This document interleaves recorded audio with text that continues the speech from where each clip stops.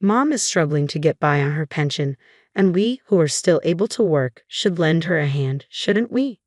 During the discussion about inheritance following their father's passing, Billy, the second son, earnestly addresses his brother and sister-in-law. However, it appears his words didn't quite strike a chord with them. How about we consider that just because she's relying on her pension doesn't mean we're obligated to hand over our hard-earned money? Suggests Billy. Exactly. Is our mother-in-law expecting us to foot her bills? Adds his wife. Suddenly, the eldest son and his wife shoot me looks as though they've tasted something sour, a gaze not befitting of one's parents. Stop trying to sponge off us, it's becoming a nuisance. The pensioner should fend for herself, except for special occasions like weddings and funerals. Stay out of our affairs, they retort. Hey, that's enough, Billy interjects, but I find myself looking down, clenching my fists. Not only are they seemingly impatient for my husband's demise, but they're also griping about inheritance and have labeled me a freeloader. Perhaps I've raised Billy wrong. I can't endure it any longer. Yet I address the eldest son and his wife calmly. I understand your perspective. Let's sever our ties. My name is Catherine, and I'm turning 65 this year.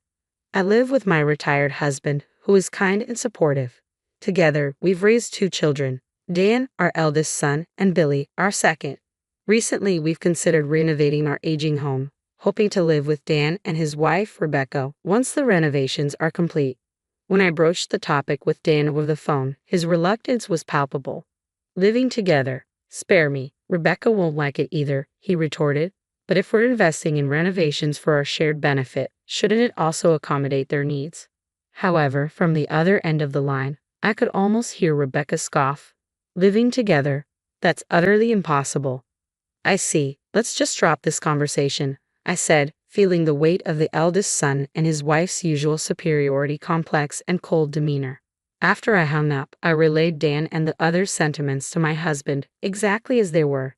He wore a somewhat lonely expression but spoke up cheerfully. Can't be helped. Let's focus on making the renovations for our comfort in old age. Following that decision, our home was remodeled to our liking, transformed into a barrier-free space. Several months later, scheduled for a meal with both our sons and their wives, Billy and Anne, our second son, arrived first. Anne, always considerate, handed me a hostess gift and immediately offered to help in the kitchen. Mother-in-law, you're always so good at cooking, she praised. Oh, thank you. I'm grateful for your help, Anne, I replied. As we chatted, the eldest son and his wife arrived, plopping heavily onto the sofa and demanding tea. Observing me preparing it, Rebecca and Dan grumbled impatiently. They have no consideration, Rebecca complained. Exactly, we're guests here. Hurry up, Dan added. Just as I was about to serve them, Billy approached Dan quietly from the side. Dan, can't you at least do that much by yourself? He whispered. Shut up, Dan snapped back. At Dan's harsh words, I sighed inwardly. Billy and Anne were kind, yet even they faced Dan's overbearing attitude. However, we had called both siblings together for an important discussion. As dinner commenced, Dan, eating grumpily, broke the silence. Hey Dad, since you called us here, you must have some business. Spit it out. My husband looked at me, and I nodded slightly. The truth is, it has been found that I have lung cancer. Billy and Anne showed genuine surprise, while the expressions of the eldest son and his wife remained unchanged. Dad, cancer. What's the current situation? Starting next week, I'll be hospitalized, I began, the weight of my words heavy in the air. They told me the cancer has spread all over my body, and I've got about 6 months left. That can't be. Well, dreadful news, Dan muttered, almost as if it were someone else's burden. Rebecca chimed in, you can't beat age, right? My uncle quickly passed away from stomach cancer too. Thoughtless words pricked at me, and I couldn't help but raise my voice. Would you two just stop it? I interjected. It's fine, but... My husband's gentle voice calmed me down as he turned his attention to his children. I want you guys to look after your mother after I'm gone. Of course, Dad, we'll take care of Mom, so don't worry, the second son and his wife assured us firmly. Yes, please think about your own health, father-in-law, they added. However, the eldest son and his wife seemed disengaged, absorbed in their cell phones, not seeming to register their father's words at all. As the meal concluded, everyone began to depart. Since the eldest son and his wife left quickly, I stepped outside to see off the second son and his wife. Mom, I know it's tough, but hang in there. We'll also help, of course. Please let us know anything. Billy expressed sincerely. Thank you, Billy, I replied softly, touched by his kindness.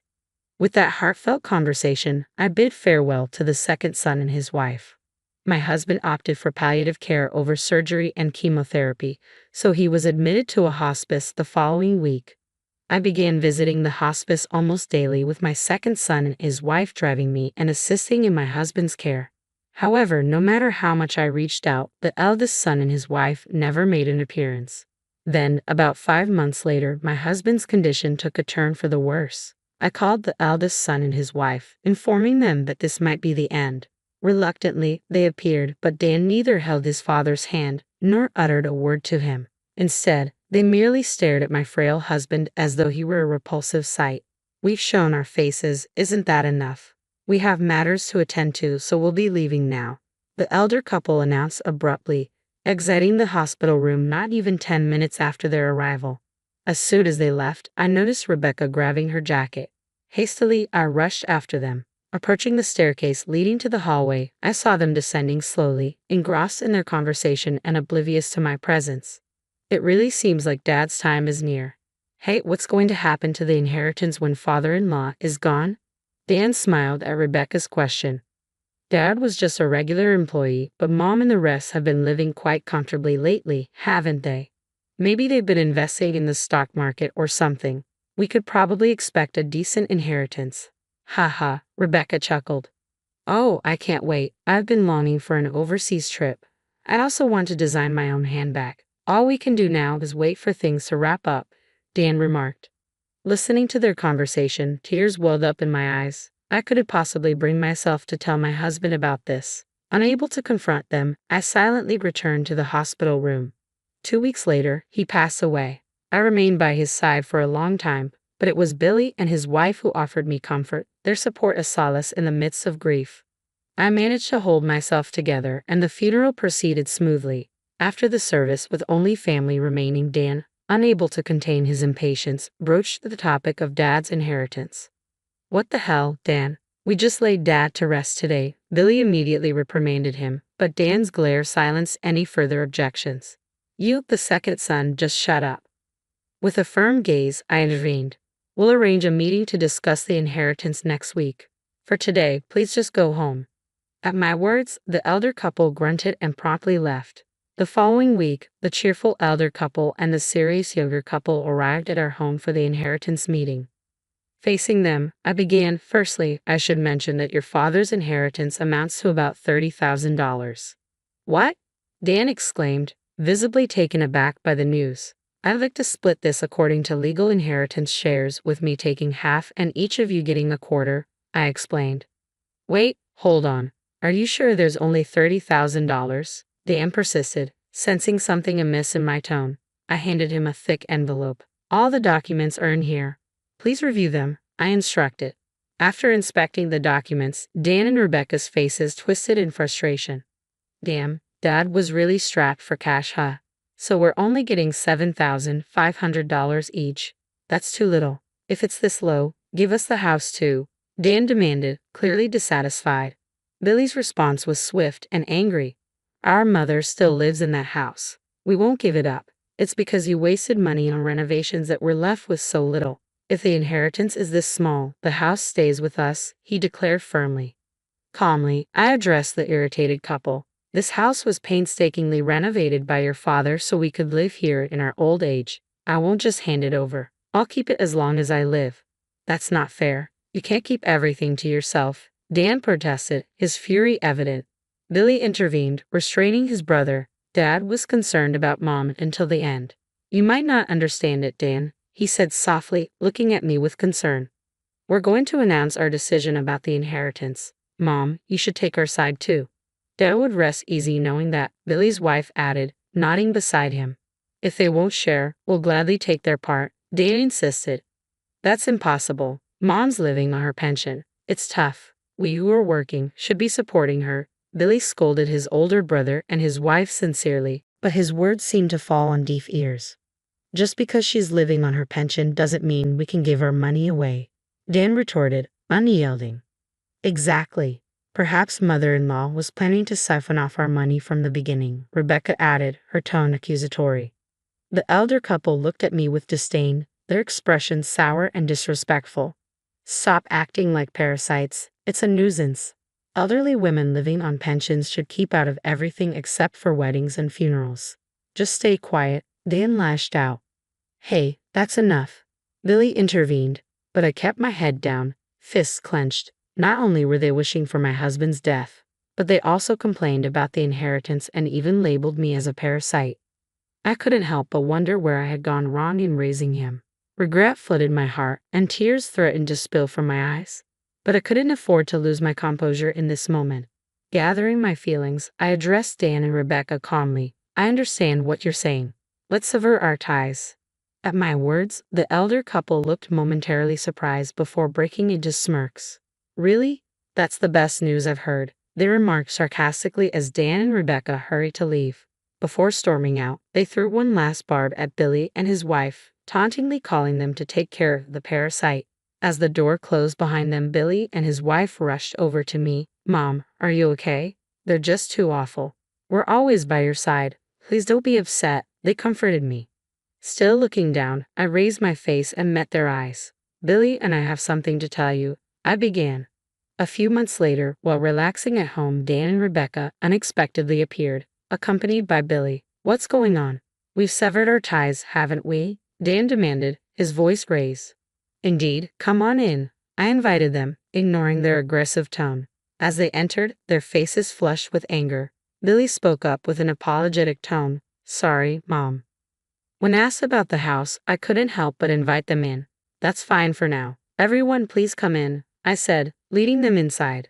But as soon as the eldest couple stepped into the living room, they began to raise their voices. What do you mean you're giving the house to Billy? You're disregarding us, they protested. I maintained my composure and explained calmly, Billy has promised to maintain the house and preserve your father's memories. That's why I've decided to leave it to him. Dan stared at me, taken aback. What do you mean? He questioned. Billy and Anne have been a great support to me. It's only natural, I replied warmly, thanking them. We're not here to hear that. You said you'd take over the house yourself, didn't you? The eldest couple retorted. Glancing at the eldest daughter-in-law, who seemed ready to explode, I elaborated. I thought I'd hand it over to someone who would respect your father's and my wishes. Besides, I've started receiving some rental income. Their surprise evident, I continued matter-of-factly. Remember last year when my father, your grandfather, passed away? Billy attended the funeral, but you couldn't because you were out of town. Well, your grandfather was a landlord who owned several buildings and apartments. Finally, the inheritance has been settled, and I've started receiving rental income. The eldest couple's faces displayed shock. We never heard anything about that, they exclaimed. About that rental income, how much are we talking about? Dan inquired. It's about $3 million a year, so it's easy for me to give one of the houses to my adorable son and his wife, I revealed. At this, Dan and Rebecca sprang to their feet. Wait, hold on a minute. If Billy and his wife get one, then we should too, they argued. Why should I split my assets with someone who called me a parasite? Wasn't it you who told me to stay away? I shot back sharply. Caught off guard, Dan and Rebecca began to stutter in response. I fixed them with a stern glare and pointed to the door. All right, the conversation is over. Please go home now. Wait, hold on, Mom. Please listen to me. Deanna approached me, flustered, and suddenly clung to my arm. I looked at him coldly. You have no right to call me Mom. Please, you can't just demand a share of the house and money too. We're struggling, the eldest daughter-in-law pleaded loudly. I raised an eyebrow. Struggling? What do you mean? I demanded. Dan hesitated before starting to explain. We thought we'd received Dad's inheritance and lived a bit too luxuriously. We kind of got into debt, he confessed. I forcefully shook off Dan's arm, feeling a surge of disgust. I didn't think you could be this stupid. This is the bed you've made, so you need to lie in it, Dan, I retorted sharply. That's just too cruel, the eldest couple protested, their faces crestfallen. I had the final say. From now on, I'll transfer my assets to Billy while I'm still alive. I won't give a penny to you who cut ties with me. Please never bother us again. Billy stood up to the deflated eldest couple. If you understand, then go home quickly. Don't come near Mom or us ever again, he declared firmly, escorting them to the door.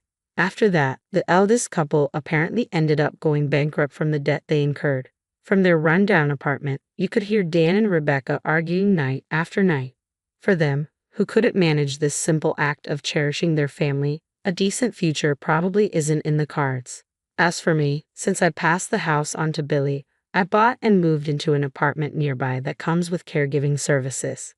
Billy and his wife often come to visit, and they've recently had an adorable baby. I want to continue building a good relationship with Billy's family and cherish each and every day.